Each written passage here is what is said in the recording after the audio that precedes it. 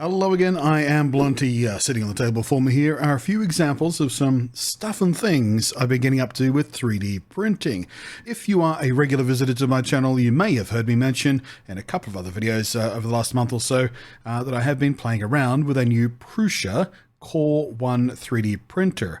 I want to mention again at this point, this is not a sponsorship of any kind, but they did send me the printer to check out because when the original Nintendo Switch launched, it was coincidentally around the same time as I was reviewing a DIY build-it-yourself 3D printer. This was in the early days of 3D printing, but it was just becoming kind of a more accessible hobbyist thing. And one of the first things I did with that printer is print some Nintendo Switch accessories. Just because the two things happened to align together, and I was riding that, the hype train of the Switch at the time. And one of the things I printed was a controller grip that was a lot like this. This one has been modified for the Switch 2 Joy-Cons. This doesn't have any magnets in it. The idea is you're supposed to glue some magnets just inside there. See those little wells? There we go. Just get the light, catch them. You're supposed to glue some magnets in there so they go snap in there. But, just as a proof of concept, and because it was one of the first things I printed in that original series of 3D printing videos, I decided to print that as well. And it's fine, it's fine. There are some other 3D prints I want to talk about today, though. Some of the more practical and useful and interesting ones I've been experimenting with, and this one here as well, which is the free controller stand mentioned in the thumbnail and probably title of this video. This one I actually designed myself, because we'll get back to that in a second. One of the first practical prints I did was a dock for my Switch 2 Pro controller because, well, I needed a dock for it. I have docks for all of my other controllers that I use regularly sitting on my desk so that I don't sort of just clutter around and lay on the desk. So I needed a dock for the Switch 2 Pro controller, so I selected this one. And when I was printing this one, I used it as a test sample to try out some editing of existing 3D print models in the Prusa software, where you can very simply kind of slice a model and print it in two parts or make two different print files for it, as I did here. I printed this bit in black, obviously, or Galaxy black. You can see it's got little sparkles in it, which looks quite pleasant, but also kind of hides some of the more obvious signs of 3D printing. It's kind of a little side effect or maybe a deliberate effect of the Galaxy filaments. And I printed this part in red. I did wind up slicing the wrong end of the model. I thought I was slicing the top, but it doesn't. That's the bottom of the model. I should have sliced that top bit off if I wanted the red on top. It does fit quite nice and works really well as a stand, but it was charging this thing at the same time, which means I had to get the USB cord and plug it in the top there. So I did find an alternate stand for this quite recently, which is this one here, which, as you can see, is designed to put the controller in upside down. I've got a little USB thing there. It's designed to use the cable that comes with the controller. So you've got a little plug there to plug up the hole where you thread through the controller, although that's coming free at the moment. I might want to glue that down or something. I need to get some rubber feet for this too, so it actually doesn't slide around the desk. But yeah, now I can just put the controller down into that, and it connects to that USB port. As you can see, if I tip it upside down here, it's actually connected to that USB-C. So it's charging as it's sitting there. I don't love that it's sitting upside down, but it works, and it keeps my controller charged whenever I dock it, so I quite like that. So, I mentioned before that I have docks for all of my controllers, well, all except this one, which has become my go-to controller for PC gaming. Again, regulars around here will know I've got a bit of a history with this particular controller model. The first one actually broke in a couple of different places, and I was pretty pissy about that. They sent me a replacement, and so far the replacement's doing fine, and I do like this controller sort of design-wise, mechanically-wise. I'm just worried about how robust it is long-term at the moment, so, testing continues on that. But there were no designs for 3D printed docks, or at least not ones that were custom-built for this controller and weren't just sort of some sort of cradle or shelf or something. I wanted something bespoke, so it turns out I had to design it myself. So this was a really nice excuse to get into that side of the 3D printing as well, start fiddling around with some basic 3D modeling. I am reasonably familiar with 3D modeling, taught myself Blender a year, 2 years back, also did some 3D modeling and thinking about doing some animation, but I lost patience with it, to be frank with you. But this thing is modeled mostly out of just primitives, just using blocks and other blocks to chop off bits of the block and use a curving block to carve about, a little design thing there. And I used a 3D scan of this controller. I took a 3D scan using the LiDAR on my phone to try and get the lobe shapes to fit, and that worked quite nicely. But yeah, over the course of a day or two, I sort of fiddled and cleaned this up and refined it, and I came up, yeah, with this final design. And again, I repeated the similar thing I did with the other prints, where I was manually slicing off bits to print them in 2 different color tones, because I liked how that looked. And this time I remembered to do it on the top. I even embossed the logo for GuliKit there. That's their logo, as you can see there on the controller. So that was fun to figure out how to emboss that, and how to download their logo in PDF form and convert that across to a 3D modeling form that I can then use as a stamp to cut out a relief to do that. It was just a learning experience. I've actually made this available for download for free on printables.com, and I've provided 2 different models, one with the logo and one without the logo, so you can decide for yourself if you want the corporate branding. But I thought, considering this is really specific to this particular controller, I'd put their logo on there. One of the things I had to keep in mind was this controller has back pedals. So that's why some of the other designs for controller stands wouldn't work, because they have little, backrests and stuff like that this sort of leans on or something. And it would interfere with the back pedals on this controller. So that's why, I really had to go and design my own bespoke one for it. And as you can see, this one stays nice and free and clear of those back pedals. So I am pretty proud and happy with how that came out for my first, properly designed 3D print. Strictly speaking, the first 3D print I did was design that little adapter thingy that we spoke about in the Switch 2 camera video, where I made a bespoke mount to attach the official Switch 2 camera to a tripod. But that was not what you'd call sophisticated 3D design. This was a little bit more tricky. And like I said, be made available for free download to 3D print yourself or 3D print through our service. And in the spirit of makerdom, it's share and share alike, and you can modify it and tweak it and do whatever you want with it. So a couple of other things I want to show off while we're here. This is the sort of minimalist shoulder button thing we've got for the controller here. In an accessory video, I talked about a different version of this, which was a sort of bulkier, more controllery situation, had sort of lobes and stuff to grab onto. This, I just wanted to go to the other extreme and make the most minimal possible shoulder button thing, because these shoulder buttons sort of sit flush, and they're not great. They're a compromise. So I wanted to try something that would improve it just a little bit. So this is a nice little friction fit. As you can see, we have a little window for the battery display there and the player display. And yeah, this is just, a little plastic hinge that presses down on those buttons, and it works really quite nicely. It's not the most ergonomical solution, because again, without the lobes, I still find this kind of fiddly, but if you're traveling with family or friends and you just want to sort of bust out a couple of controllers to do some Mario Karting or something, and these take up precious little room in your travel bag, you could just enhance the controller just a little bit there. Also printed these, which are little end caps for the Switch. These are also just sort of friction fit, although there are other designs that the person who made these has made available using magnets and stuff like that if you want. But the friction fit ones, because the Prusa printer prints, really nicely and really sort of accurately, dimensionally wise, the friction fit just works really nicely. So I kind of really like how they look. And if you are using your Joy-Con with, say, a desktop charger, for example, don't have one of those for an example, but you've seen them before. Or for whatever other reason, your Joy-Cons don't stay permanently attached to the Switch. Yeah, these are a really nice way to sort of help protect those connectors inside there, protect them from dust, debris, whatever. Plus, it just kind of looks nice and clean and nice, so I really like that. This thing here has nothing to do with the Switch 2, but it's a Raspberry Pi 3B, I think the specific model in there. I just printed this because I came across it and went, that looks kind of nice. I need to print that, because it prints in sort of 3 different parts. And again, I was, testing the fit and finish and, various aspects of 3D printing and whatnot. Plus the old case that I had for the Raspberry Pi was this little Perspex clip together thing, and I've always hated this case. This was just the cheapest case possible when I first got the thing many years ago. So yeah, now I've got a sort of nice little case for it. There's all kinds of case designs for these little mini computers, but now I've got a nice one myself. Another example I wanted to talk about.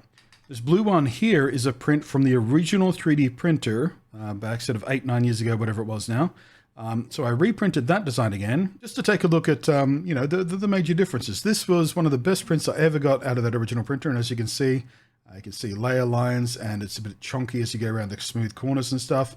But the fun thing about this thing is I printed it mainly to test how accurately it would print, because it is a screw and thread just print in place kind of deal. And so, of course, this one here fits even better and smoother. And overall, the print is better and smoother because, well, 3D printing has come a long, long, long way in the relatively small amount of years that has happened between when I printed this and when I printed this. Showed this one off in the Switch to camera video. I just want to show it quickly again because I really like this. Whoops, stay in place. There's a little privacy shutter for the Logitech web camera, the C920. Just clips on, nice little privacy shutter. That's the kind of thing that 3D printers are really good at. Just these little things you can print up to make the other things you have in your life a little bit better or a little bit nicer, or a little bit whatever. Or indeed to print accessories you literally cannot buy off the shelf, or indeed ones you make your own damn self.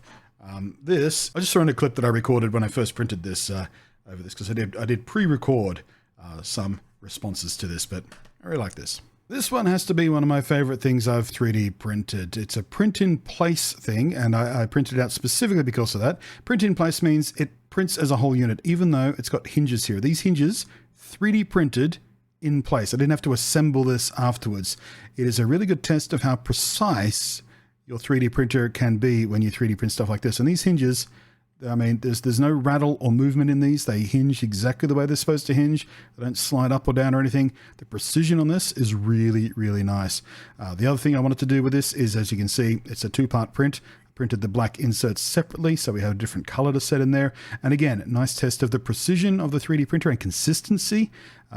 Printing these separately with two different filaments at two different times, and they slotted in absolutely perfectly. If you can pop that out and pop back in.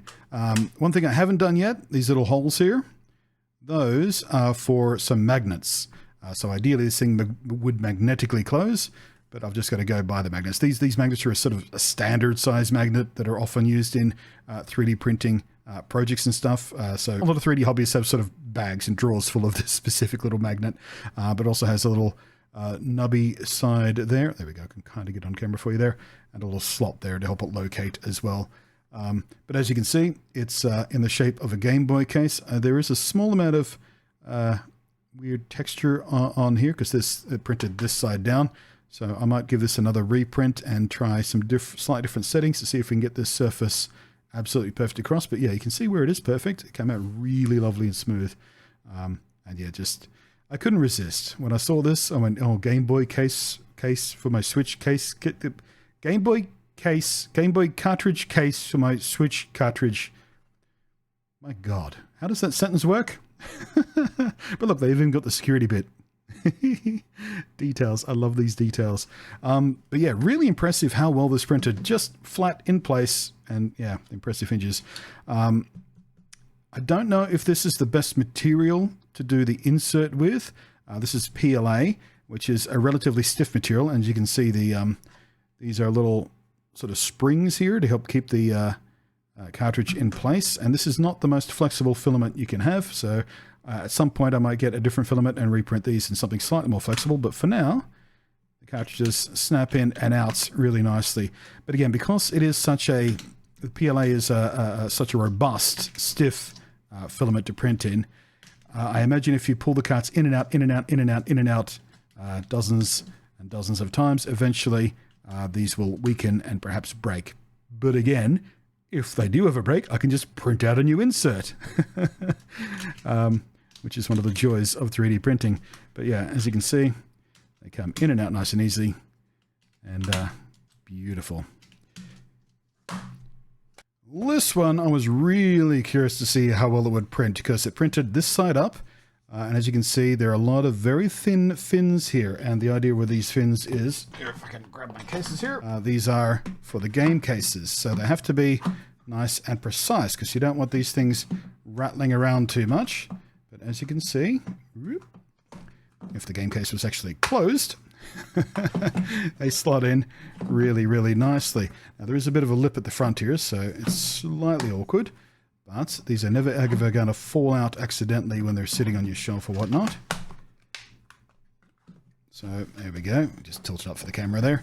So yeah, you can have your cases on display, but you might have noticed also we've got a little line of cartridge slots down the front here as well. So you can have your spines on display, but also have your cartridges all lined up in these little things down the front here. So they're easy to get to. So you don't have to pull the case out and, you know, take your cartridge out and then put the cartridge back. And there are 2 rows of these going all across here as well. So again, just tilt for the camera there. Yeah, I really like that idea as a display for your you know, physical boxes, for those of you who like to get your games physically, but also have your little cartridge on display here as well. I just think that was a really nice piece of design work there. And just 3D printing, I keep saying it. 3D printing has come such a long way since I first tried it. This kind of precision and tidiness and cleanliness and just high-end sort of polish out of just a 3D print. I could barely dream of it 8 years ago, last time I touched 3D printing, but now I didn't even have to do anything. I downloaded the file, I put the file on the USB stick, I told the printer to print it, and it spat this out. Didn't even have to clean it up, finish it, no sanding, no nothing. Just, that's how it came out of the printer, instantly usable, nicely displayed. Come on. You may have caught a glimpse of it before, but there's a little red thing there. That is just a little USB-C dust cap for the top-facing USB-C port there. I don't use that port very often, so I thought a little dust cap would be nice to print. Camera, focus, over here. Ooh. There we go. I'm probably going to reprint that in black because while the red is nice and camera friendly and you can see it really clearly, it does stand out a bit too much for my taste really. So I'm going to reprint that in black so it's nice and subtle and just sort of stays in there. And it does, again, just a little friction fit. And it does slide in there quite nicely. I printed up a bunch of those to use all over the place. I'm missing 3 of them. They're around here somewhere. Where's the, oh, well, there's one. 5. I'm missing one. One of them's come somewhere. I don't know what I did with it. But, you know, they take up bugger all filament, and they're just really nice to have little caps you can put on your phone or whatever. This thing here, if you're into 3D printing, you'll have no doubt be familiar with the Benchy, which is a test print designed many years ago, designed to sort of stress test certain things about a 3D printer. This is a new type of Benchy that I found just by stumbling across it on a YouTube channel, actually, called 3D.printmyride. And they designed this for very similar reasons to what the Benchy was designed to do, but with the more modern printers in mind. So there's a whole bunch of features, and I'll link the video in the down below because he goes through all the reasons why he designed certain aspects of this print a certain way, and it is all print in place. So those wheels were printed in place and they spin freely, and that little flag and the flagpole and everything. And yeah, it's a really cool little print. I like it very much. And that was one of the first things I printed as well. Again, just as a literal benchmark test of certain things the printer does really well, where it struggles, where I have to pay attention when I'm sort of aligning up my own prints and stuff. There is one more thing I want to show you, actually. One more thing. And that's this. This is a microphone holder designed for these little Rode wireless go-to mics that you see a lot of creators use. And the idea is the little belt clip on the back here slides into the little furrow in there. You put some sort of windshield across the top there, and boom, you have a nice little handheld mic to wirelessly transmit back to your camera or whatever through that. And one of the reasons I printed that is because, again, back in the old days on that original printer, that was one of the most practical accessories I printed. I printed up a bunch of different accessories for these Rode wireless go-to things. So I reprinted, it's not the same model, obviously, it's been refined, but it does show how far these things have come, because I had to print this in 3 parts, because trying to print something this tall or this long or this wide on those old printers was just asking for failure, basically. So I printed in 3 parts and then glued it together. And yeah, you can see just how really rough this is and all these little layer lines and stuff like that. And then you get to a modern print like this, and it's so much cleaner. And with this texture just printed in place, this little diamond texture that's just printed right in there. It didn't need any cleanup or anything. It was so nice. I need to reprint this because this is quite hollow and the balance is all off. So I need more weight down here. So I need more filler in the bottom end of this if it's going to be a practical thing that feels right in hand. But, you know, again, as a test and as a comparison point to what 3D printing used to be to what it became these days, so much better in not just the quality, but The speed is amazing. The ease of access, like how easy it is just to get this stuff done and get it right the first time instead of having to print. Like this is, I think, the 4th attempt I had to print this. This thing printed perfect first time. Like it's come so far. So yeah, if you've ever been curious, interested in 3D printing, now is a really good time to jump on in. The resources available out there for starters, for hobbyists, for more sophisticated, for engineering, for design. It's so much more accessible than it ever was in the past. And yeah, just for a hobbyist or whatever. Yeah, I can't recommend Prusa highly enough. Just everything I've tried to do with this, like everything, and this is, a sampling of what the kind of stuff I've been doing. Everything I've tried has just worked. I've had a couple of failed prints, obviously, just as a learning experience, but no, I even 3D printed a little waste bin for, this is all the waste stuff from changing filaments or from, prints that failed early and stuff like that. I printed this in vase mode, so it was just one continuous spiral. Nice little flexible base bin for that. So, 3D print all of the things. It's one of those things. Once you get a 3D printer, you start looking for solutions to use it with.